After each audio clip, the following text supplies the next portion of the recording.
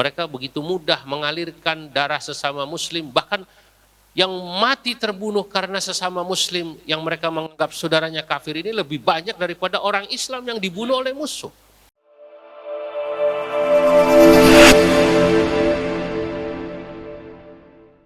Saudara-saudara, ini kita ini jamaah haji Indonesia terkenal paling tertib, paling rapi. Terkenal, tidak pernah ribut. Maaf ya, kalau orang sana-sana gitu biasa ribut. Rebutan sholat, tempat sholat, ribut. Di kamar mandi antri, ribut. Kalau orang Indonesia tak ada yang ribut. Terkenal, makanya jamaah haji nomor 1, tertib, nggak pernah ribut. Bagaimana mau ribut? Mau ribut dia nggak ngerti bahasa Arabnya. Mau ribut tuh ngomong Arab, apa mau ribut dia bingung ya. Jadi kalau bahasa kita kalah, ilmu kalah, cuman kita menang apa? Menang akhlak. Jadi malam itu maaf ini, yang tadi saya cerita dengan orang yang saya duga awalnya orang Maroko, orang Tunisia, orang Mauritania itu, kita ngobrol dia puji orang Indonesia. Dia bilang, saya baru sekali ke Indonesia tapi akhlak orang Indonesia top, dia bilang. Nah malam itu Allah buktikan, Prof. Kami sedang duduk nih, duduk sila lah, fi majelis takhatub. Tiba-tiba lewat orang Indonesia. Kebetulan orang Jawa. Dia pakai sarung, pakai baju hijau begini nih. Sopan sekali. Sambil merunduk, memberi contoh. Nah, saya beri contoh, nunduk gitu. Amit sewu, permisi gitu. Sambil jongkok gitu. Mau lewat itu sampai begitu. Saya bilang, monggo, silahkan. Orang Arab tadi bilang, syuf, hadza khuluqul Andunisi. Tuh lihat Pak, ini akhlaknya orang Indonesia. Ya Allah. Ini Pak, akhlaknya orang Indonesia.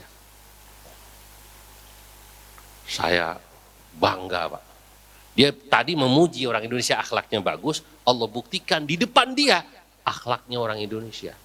Begitu lewat, di belakangnya rupanya ada tulisannya, KBIHNU Jepara. Untung yang lewat orang NU yang benar kata saya. Ini akhlak. Alhamdulillah, ya Allah kata saya. Tak lama lewat orang Arab. Pakai gamis. Masih dengan beliau saya. Tidak pakai permisi. Padahal kita tahu permisi itu ada bahasa Arabnya. Afwan, samihni, kan begitu ya. Ya, lau samahtum, ismahli, banyaklah. Tapi tak pakai kalimat itu, dia lewat, cuk langsung. Bapak itu udah tua, umurnya 60-an, pensiunan rupanya. Pensiunan guru. Guru kemenak rupanya. Lalu, lewat ini orang Arab masih muda, pakai gamis, tak pakai permisi melewati kami. Beliau bilang, syuf, hadza khuluqus Saudi. Tuh lihat kelakuan orang kampung saya. Nah, saudara, kita ini di luar negeri dianggap akhlaknya baik. Dan akhlak itulah yang membuat bangsa Indonesia dihormati. Dulu ada syair sangat terkenal waktu kita masih kecil belajar syair, kan begitu ya. Wa innamal umamul akhlaqu ma baqiyat wa inhumu dhahabat akhlaquhum dhahabu, kan begitu. Sesungguhnya sebuah umat, sebuah bangsa akan dihargai keberadaannya ma baqiyat. Ya. Selama mereka akhlaknya bagus. Wa in humu dhahabat, ketika akhlak satu bangsa itu, moral, mental satu bangsa itu sudah hilang, akhlaquhum dhahabat, akhlaquhum dhahabu, maka bangsa itu tak lagi memiliki harga dan nilai. Makanya Masya Allah, ini revolusi mental, kegiatan baik Pak. Ya, harus sering-sering diadakan itu. Dan ngajak NU ini. Karena ini ulama-ulama. Nggak ngundang saya nggak apa-apa, saya sudah sibuk di sana sini. Tapi saya ingin menyatakan ini penting. Karena tadi rakyat umat itu melihat bagaimana pemimpinnya. Nah, kita berharap Masya Allah dengan kegiatan-kegiatan semacam ini, kita nanti bisa menyerap bagaimana nasihat-nasihat dan seperti apa tanggung jawab kita. Ini kan bukan hanya kita mendengar dari narasumber ya, Tapi ayo sama-sama kita resapi. Di depan kita ini al-awaik, banyak tantangan-tantangan. Al-awaik ad-dakhiliyah wal-awaikil kharijiyah. Ada tantangan internal, ada tantangan eksternal. Persis tantangan internal kita, misalnya bangsa ini mudah sekali terpecah belah. Atas nama politik identitas, atas nama perbedaan madhab, perbedaan organisasi. Kita sekali berbeda tuh gampang untuk ribut. Padahal sila ketiga, kalau tadi sila kedua kan kemanusiaan yang adil dan beradab, itu kan cocok dengan syair tadi yang saya katakan Imam Busti. Sila ketiga kita, persatuan Indonesia, itu secara tidak langsung mengajarkan kita bahwa kita harus mengakui adanya keberagaman. Adanya keragaman umat ini. Indonesia memang ditakdirkan beragam, bahwa ya mayoritas Islam. Yang Islam bahwa ya mayoritasnya NU, Pak. Kalau kita bicara Islam di Indonesia, ya yang mungkin paling dikatakan punya otoritas berbicara atas nama umat Islam, Nahdlatul Ulama. Karena umat Islam ini atau NU ini kurang lebih ya berjumlah sekitar 55, ada yang mengatakan 60 daripada total umat Islam di Indonesia ya NU itu. Kalau umat Islam di Indonesia ada 235 juta, maka NU itu kurang lebih berjumlah 120 juta. Bahkan ada yang bilang lebih. Kenapa? Ya tadi, mayoritas kita itu. Nah, makanya NU punya tanggung jawab moral, Pak. Umat ini baik, maaf, kalau NU baik, maka insya Allah umat ini baik. Nah, kalau NU-nya tidak baik, maka umat akan tidak baik.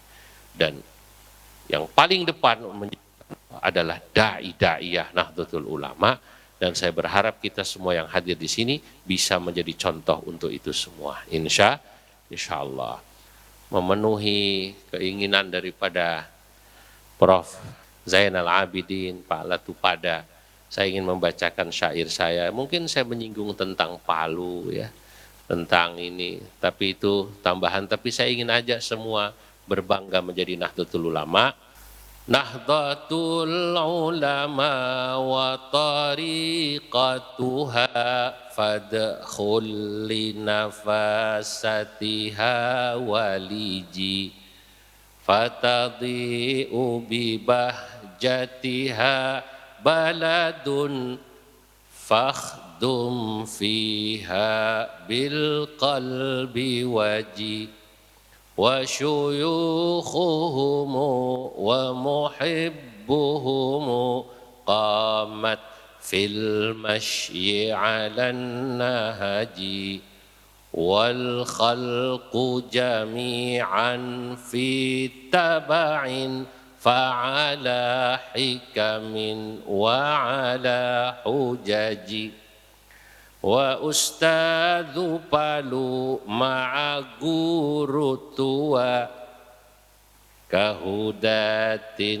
nasi ila suruji wa manahijuhum wa mawa'idhuhum fa'tamid syaghafan wa takunu naji. Nahdlatul Ulama wa tariqatuha. Nahdlatul Ulama, saudara-saudara, dan tariqah yang diajarkannya. Fadkhul, ikutilah, masuklah kalian di dalam Nahdlatul Ulama. Linafasatiha, karena keindahan tariqah NU ini. NU mengajarkan moderatisme, tawassut, tawazzun, i'tidal, ya, tasamuh, toleran. Itu diajarkan NU semua. Ya, kenapa? Ya karena NU itu didirikan para ulama. Yang ngerti tentang tawassut itu ulama. Di mana orang tidak boleh ekstrim kanan, tidak boleh ekstrim kiri. Tidak boleh mengharamkan yang tidak haram. Tidak boleh mewajibkan yang tidak wajib. Itu ulama. Kalau sekarang ini banyak di luar sana orang yang kadang-kadang mewajibkan yang tidak wajib. Atau mengharamkan yang tidak haram. Paham-paham semacam ini bahaya. Seperti Khawarij hadzal zaman, kita menyaksikan ada kaum khawarij zaman ini yang gampang tasahalu fit takfir, gampang mengkafirkan orang. Kenapa orang begitu gampang mengkafirkan orang? Ya karena tidak moderat. Ya. Dia lihat orang berdosa besar langsung kafir. Khawarij kan dulu begitu. Kalau dia orang dosa besar dianggap kafir. Kalau kita tidak. Orang dosa besar ya kita anggap itu urusan dia. Karena dosanya. Tapi apakah dia sampai kafir? Tidak. Dosanya tak membuat dia kafir. Urusan surga neraka itu bukan urusan kita. Yang punya surga neraka Allah Subhanahu wa ta'ala. Ini tawassut. Kalau kita bicara moderasi. Nah, paham ini sudah masuk ke Indonesia. Ya, salah satunya di Sulawesi Tengah ini. Ya, dan biasanya kalau sudah gampang mengkafirkan, gampang menghalalkan darah orang. Ya, safaku dima'al muslimin akthara mimma safaka bihi atau safaku min qibali a'da'il ummah. Mereka begitu mudah mengalirkan darah sesama muslim, bahkan yang mati terbunuh karena sesama muslim yang mereka menganggap saudaranya kafir ini lebih banyak daripada orang Islam yang dibunuh oleh musuh. Nah, NU inilah barangkali yang menjadi gawang di Indonesia, menjaga Indonesia agar paham yang radikal tidak masuk. Nah, kita bersyukur, Pak. Masih ada Nahdlatul Ulama. Maka saya katakan, fadkhul linafasatiha waliji. Masuklah ke dalam Nahdlatul Ulama. Nah, fatadhi'u bibahjatiha baladun. Nanti akan kita bahas nanti malam secara detail. Karena negeri ini alhamdulillah saya merasa bersinar karena keindahan Nahdlatul Ulama. Kalau Anda sudah masuk di NU, fakhdum fiha, berkhidmahlah fiha, di dalam Nahdlatul Ulama, bil qalbi, dengan hati Anda. Wajih, dan datanglah. Masya Allah, ini syair indah, maka harus diresapi. Wa syuyukhuhum wa muhibbuhum, para masyayikh NU, para pencintanya, qamat fil masyi 'alan nahji. Mereka berjalan di atas manhaj yang lurus, manhaj ahlus sunnah wal jamaah. Ya, wal khalqu jami'an fi taba'in, karena NU manhajnya lurus, ahlus sunnah wal jamaah mengajarkan tawassut, tawazun, i'tidal, tasamuh. Akhirnya masyarakat muslim Indonesia jami'an semuanya fi taba'in, mengikuti Nahdlatul Ulama, fa'ala hikamin wa ala hujaji. Mereka mengikuti hikmah-hikmah, wisdom yang diajarkan oleh para ulama NU, wa ala hujaji, dan mengikuti hujjah-hujjah, dalil-dalil dari seluruh pemikirannya, amaliyahnya ulama-ulama Nahdlatul Ulama. Jadi jangan khawatir, kalau NU itu pemikirannya, amaliyahnya, ada hujjahnya, ada hikmahnya. Wa ustadu Palu, para ustadz di Palu ini, ma'a guru tua, bersama guru tua, Al-Habib Salim Idrus Al-Jufri, kahudatin nasi ila suruji. Beliau-beliau para guru-guru kita di sini di Palu ini laksana. Mereka adalah para hudat, para da'i yang memberi petunjuk, yang mengajak umat di Palu ini, di Sulawesi Tengah dan sekitarnya, ila suruji, menuju lentera yang terang. Wa manahijuhum wa mawa'iduhum, sebagaimana yang kita tahu nasihat dan manhaj para ulama termasuk guru tua di Palu dan sekitarnya ini, semuanya saudara-saudara, manhaj mereka, nasihat mereka yang indah itu, fa'tamid syaghafan, ikutilah. Di NU, apa yang diajarkan di Al-Khairat, ikuti, karena itu manhajnya bagus. Fa'tamid syaghafan, ikuti karena cinta. Watakunu naji, dan insya Allah Anda menjadi orang yang selamat. Sebaliknya kepada alumni-alumni Al-Khairat di seluruh Palu dan sekitarnya, saya ingin mengajak Anda semua aktif bersama NU, khidmah di NU, insya Allah watakunu naji, Anda juga semuanya akan selamat bersama Nahdlatul Ulama.